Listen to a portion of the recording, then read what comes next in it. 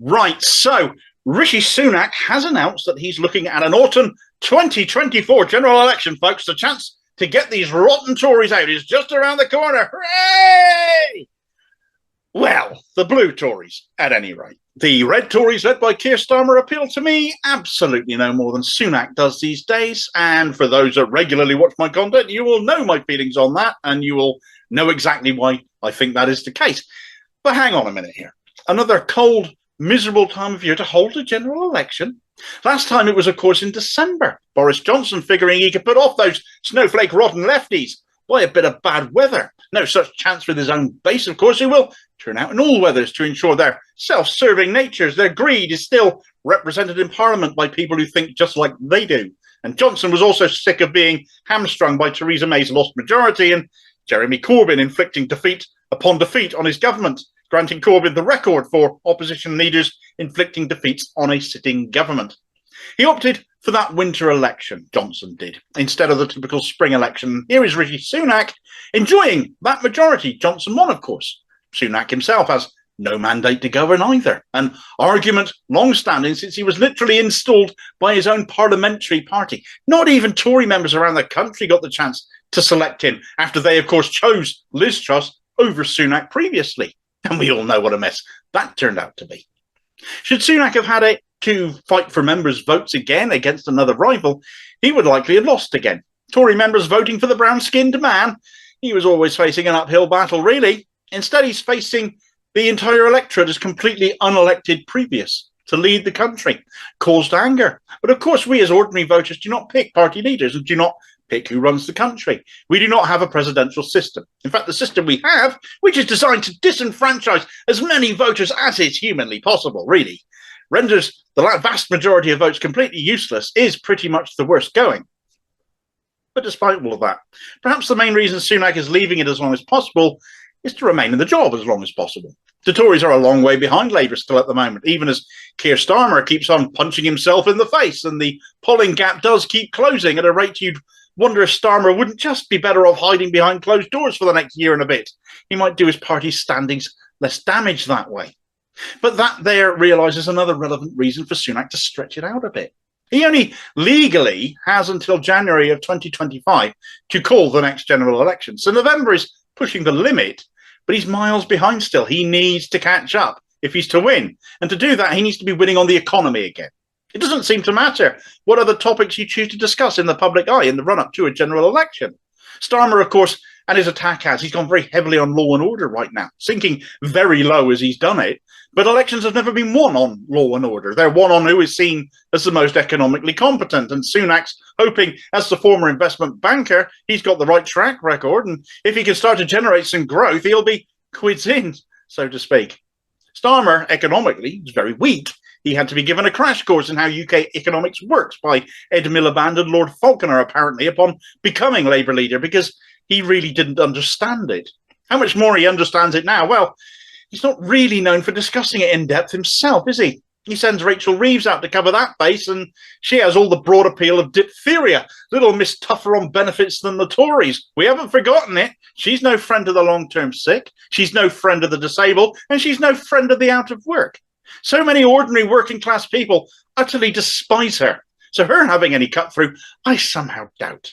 If Sunak wants a good crack at bringing back some growth, then the latest IMF growth forecast won't be cheering him much either, though, as this year the economy is forecast to shrink by 0.3%. Even Russia, embroiled in a war it started itself and sanctioned to within an inch of Putin's weaselly black guts, is expected to grow by 0.7% over the same period. We have a weaker economy. We are worse off than Russia. In fact, we're the worst off developed nation, G20 nation, full stop. The only other country facing recession right now is Germany, but by less than we are. However, the IMF forecasts that in 2024, we'll achieve growth. Now, steady on, sit down. This might come as a shock. The growth figure that they're predicting, that they're forecasting right now, is going to be a massive 1%. I know, so much better, isn't it? Streets paved with gold stuff there, isn't it? Not. Nonetheless, it's still a much better time to hold a general election after we get an uptick in growth anyway, especially while Sunak made that pledge to have inflation, which is still high, still rising even, especially on food costs and the like. Sooner rather than later for Sunak reduces the time he's got to reverse his fortunes, already having risked playing the Gordon Brown card, let's call it, by not going to the electorate to seek his own mandate. Brown, of course, lost to the Tories in 2010, saw the coalition government of David Cameron and Nick Clegg take over. Labour lost 97 seats. For all those who snark about Corbyn having lost a net 30 across his leadership by the 2019 general election, and lightning could strike twice with Rishi Sunak falling in the same way, unless he can somehow reverse his fortunes. He's banking on the IMF. Well, let's assume for a moment he's banking on the IMF being correct by picking when he's going to hold this next election. And that in itself would be a novelty. But aside from that, the darker, colder nights, no Brexit incentive to get people out to vote, voter ID rules having come in, disenfranchising even more people, helping the Tories, and disproportionately so the young and the less well-off, less likely to possess the right ID, are able to vote, helping the Tories, plus boundary changes that have come in as well, helping the Tories. Well, the Tories really have stacked the deck as much as they possibly can in their own favour. But by holding an election at that time of year, when it is less appealing to go out as well, it might give them even more of an edge. Did you really think we lived in a democracy, by the way? Voted on a level playing field, everything was nice and fair? It's a bloody illusion. It's got to change at some point. Parties need to stop rigging things in their own favour because it's becoming more and more obviously dictatorial.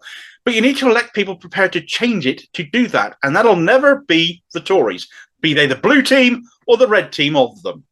A hung parliament might get the issue on the board, but you can never guarantee one of those. At any rate, I mentioned the inflation issue a minute ago. That was just the first of the 5 pledges Rishi Sunak had made to the electorate to judge him on come the next election. What Rishi Sunak wants you to judge him on come the next election. And leaving it late in the year again, as I said, and the time he's got to hold it, leaves him more time to deliver on them. The halving of inflation, however, his first pledge, he promised would happen this year, though. Currently, it's still high, still rising. Watch that one get amended somewhat, is what I'm expecting as we get on later in the year, to give him a bit more time to deliver. He'll blame Russia for it, probably, but with energy wholesale prices falling, which has been the main accusation aimed at Russia over the price of everything, the cost of living crisis, despite us still not seeing the benefit of these falling prices, we're expected to by the end of the year. And that's kind of what we've been blaming Russia for, so look out for the excuses coming later on. I will be. His second pledge was the economy growing, better jobs for all, that kind of thing. The IMF forecast, although meagre, is on his side currently to do that by the end of 2024, that 1% of growth, but that's currently, because forecasts change and there will be more forecasts between now and then. After 13 years in power, the Tories have failed utterly to get decent growth figures, and it's mainly because they spent 13 years denying us enough to live on, denying us the financial freedom to be able to spend more freely in the economy, which is what makes it grow, to be happier and do things that make us happy. Inflation has stolen our spending power, as has years of austerity, and still, even now, the signs are they don't get it, insisting on fighting industries to country over, so that strike action has been absolutely rife in recent months.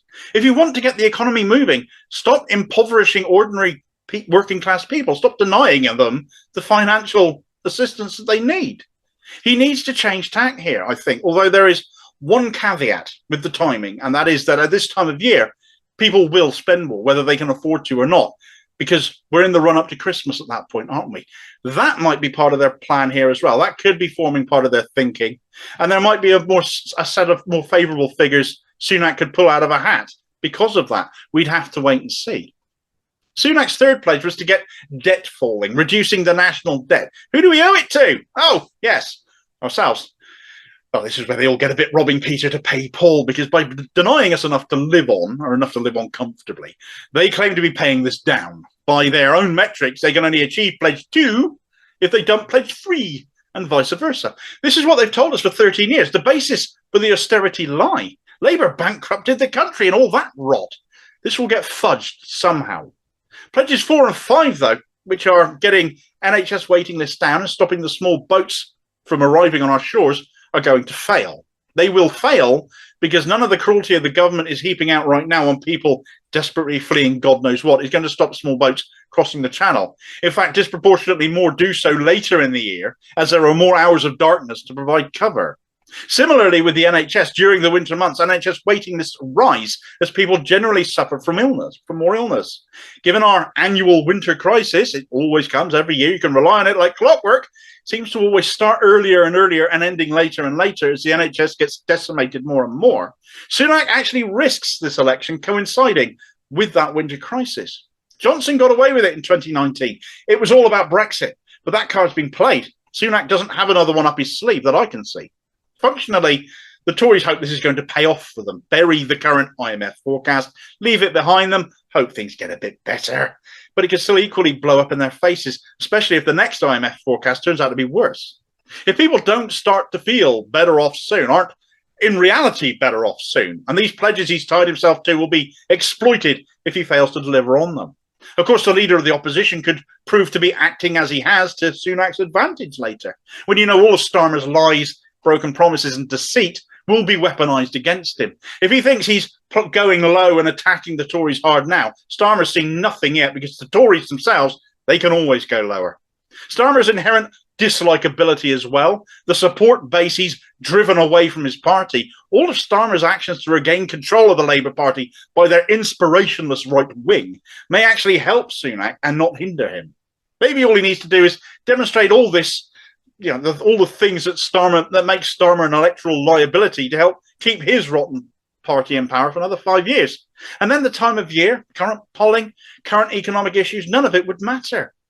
Dirty trick, sure, but Starmer started that already. The Tories can, as I say, always go lower. Who knows? If things pick up across the board unexpectedly, or even just partly, maybe the Tories will call the election earlier, catch Labour completely off guard. They're not tied to having to call it in November. Just because they're saying an autumn election doesn't mean there has to be one now. And actually, the reasons why an autumn election may not be the wisest would be offset if they go earlier at shorter notice. You wouldn't put it past the Tories to try anything, especially if things start to look up for Rishi Sunak a lot faster than perhaps he's thinking they will at this moment in time. Thanks for watching. If you appreciated this video, please do hit like and subscribe, leave a comment and hit the notification bell too, so you don't miss the next one. Also, look out for me on social media and other interesting stuff by clicking on the Linktree link in the comments below, and I'll see you next time. Cheers, folks.